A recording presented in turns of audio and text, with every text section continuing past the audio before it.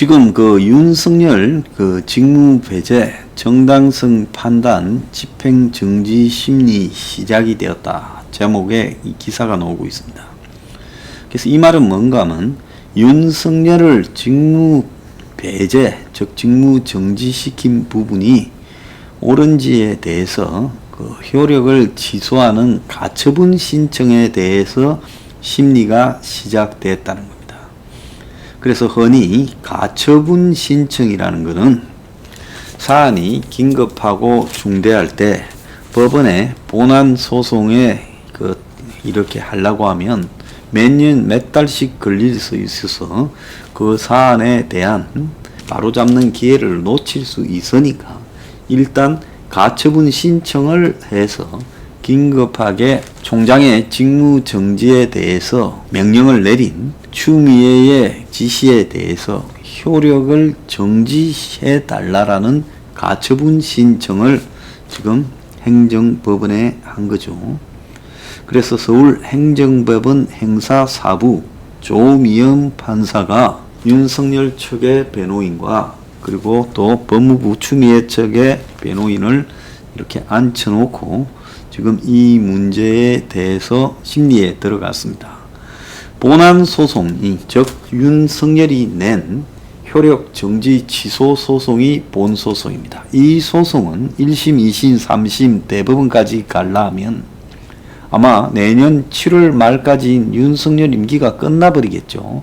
그래서 이런 가처분 신청이라는 것은 본 소송의 결과가 아무런 지금 이 의문 문제 제기에 대해서 영향을 미치지 못하기 때문에 집행을 정지시키는 일종의 가처분 사건에 지금 소송을 낸 겁니다.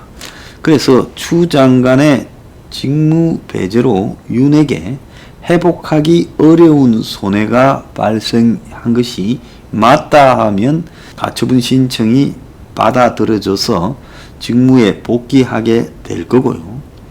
또 징계 청구나 직무 정지 처분 과정에서 절차적 하자 여부도 지금 논의가 된다라고 이야기가 나오고 있습니다.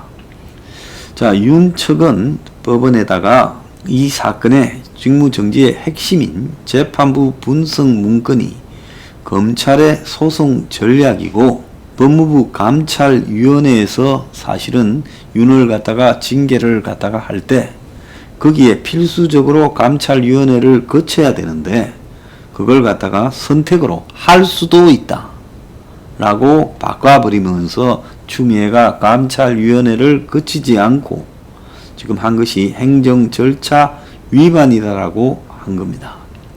그래서 검찰총장이 지금 직책을 계속하느냐 마냐 하는 것은 사안이 긴급하고 중대성이 있지요.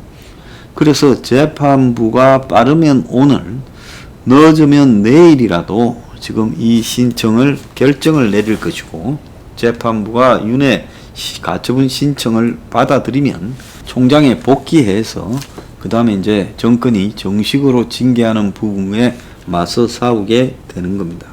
그런데 조미영 판사라는 사람을 지금 딱 보면 누가 보더라도 지금까지의 판결 내용이 현 정권의 칼라에 맞는 전남 광주 출신의 성대 법학과 출신 판사예요.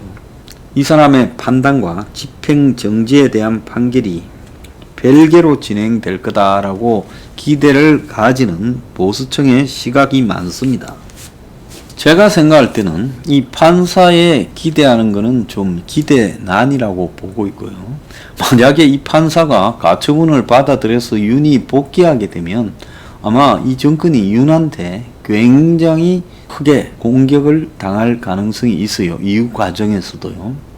그렇기 때문에 그건 정권의 치명타가 되는 건데 사법부를 장악했다라는 정권이 이런 정권의 치명타가 되어서 가처분 신청이 어디로 들어가서 어떻게 배당하는가 하는 부분을 알지 못한 채 이렇게 했을까요? 당연히 윤이 가처분 신청을 낼 거고 그러면 가처분 신청이 서울행정법원에 지금 가게 될 거고 거기에서 누가 맡게 될 거다라고 하는 정도는 그거는 권력을 가진 사람들이 기본적으로 분석해야 될 사안이라는 겁니다. 그래서 제가 볼 때는 별로 기대하지 않아요.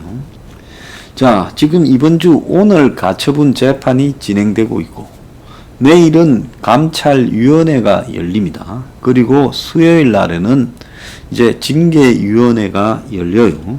감찰위원회에서 원래는 감찰 사건의 결과에 대해서 거기서 이게 죄가 된다 안 된다 중한죄다 경한죄다라는 걸 판단을 하는데 감찰위원회의 구성은 11명인데 11명 중에 8명이 지금 내일 회의에 참가할 거고 이 8명 대부분이 추미애의 직무 배제와 징계 청구가 위법 부당하다라고 입장을 가지고 있다는 겁니다. 그래서 보통 감찰위원회는 과반수의 출석과 과반수의 찬성으로 결정을 하는데 감찰위원회에서 지금 8명이 이렇게 와서 그 중에 5명 이상이 이게 부당하다라고 되면 내일 추미애의 직무 정지와 징계가 지금 철회돼야 된다라고 결정이 날 가능성이 커요. 원래 추미애가 일방적으로 윤을 감찰하는 시도를 하고는 그걸 갖다가 이제 27일 날 감찰위원회를 열기로 되어 있는데 그걸 연기를 해가지고 징계위원회 이후 시점으로 지금 잡으려고 시도를 했다는 겁니다. 그런데 감찰위원들이 반발해서 어떻게 감찰을 하고 난 뒤에 감찰위원회를 거쳐서 징계위원회를 가야지 징계위원회부터 먼저 하냐 임시회의 긴급 임시회의를 소집하라 요구해서 내일 열린다는 거예요. 근데 감찰위원회는 이게 의결사항이 권고사항이기 때문에 추한여가 윤 총장에 대한 권고를 무시하고 징계를 강행할 가능성이 크다라는 겁니다.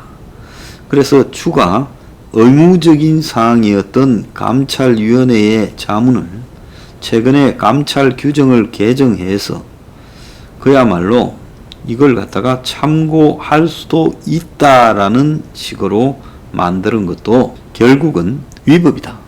감찰위원장과 위원도 감찰 규정이 바뀐 것을 언론을 보고 알았다는 겁니다. 그러니까 행정 절차법을 지켜서 당사자들에게 통보도 하지 않고 기습적으로 개정해서 법원에서 그것이 그런 이 규정이 무효다라고 판결을 받은 적도 많다는 거예요.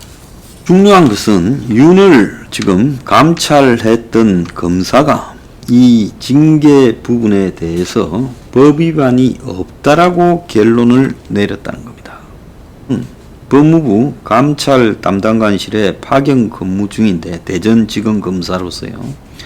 글을 올려가지고 징계 절차의 문제점이라고 하면서 징계 사유 중에 하나인 판사 불법 사찰 문건에 대해 자기가 법리 검토를 맡아서 문건을 접수하고 법리 검토를 시작한 뒤 한 차례 수정할 때까지 감찰 담당관실에서 확인한 내용은 문건 전달 경로가 유일했지만은 문건에 기재된 내용과 직권남용, 권리행사 방해죄 성립 여부를 검토한 결과 성립되기가 어렵다라는 결론을 내렸다는 겁니다. 그래서 판사 불법 사찰 문건에 대해서 윤석열 총장에게 죄가 성립되기가 어렵다고 결론을 내렸지만은 법무부가 대검에 윤 총장에 대한 수사를 의뢰를 했다는 거예요.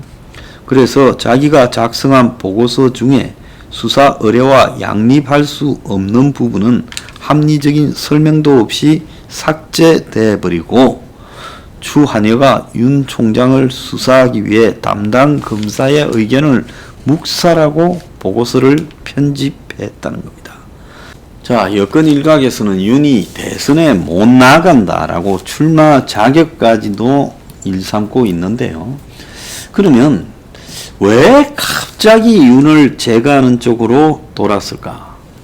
자, 얼마 전까지 여권이 윤을 임기는 보장을 해주되 적정하게 윤이 대선 후보로 거론되는 것은 야권의 대권 주자들을 윤석열과 일곱 난장이 격으로 낮추어서 끌고 가주는 효과가 충분히 있다.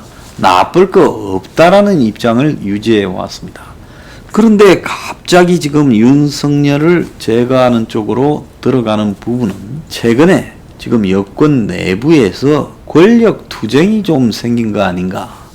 그리고 더 나아가서 민주주의 4.0 정치책연구원인가 해서 친문들이 연구원을 만들고 거기에 결집을 하게 되면서 지금 여권 내부의 일종의 친이제들이 쿠데타를 일으키는 쪽으로 가고 있는 게 아니냐.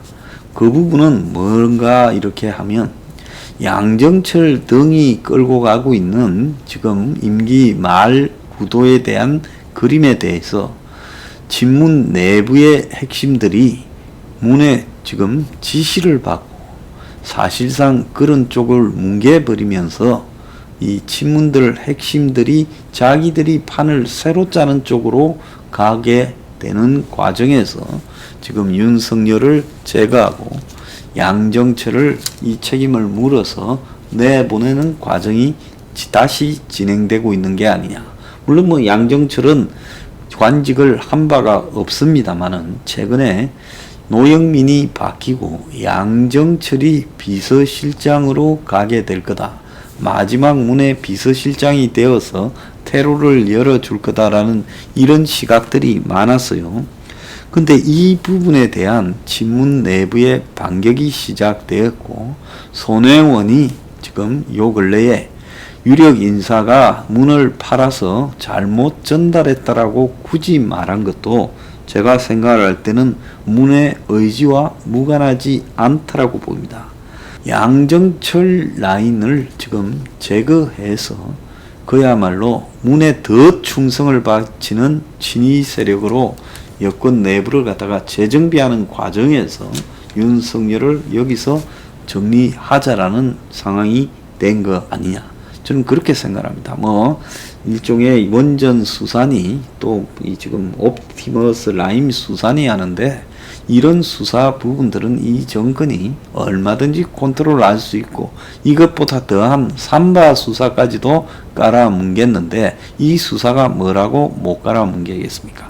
결국은 여권 내부의 일종의 권력 투쟁의 산물이다. 저는 그렇게 생각합니다.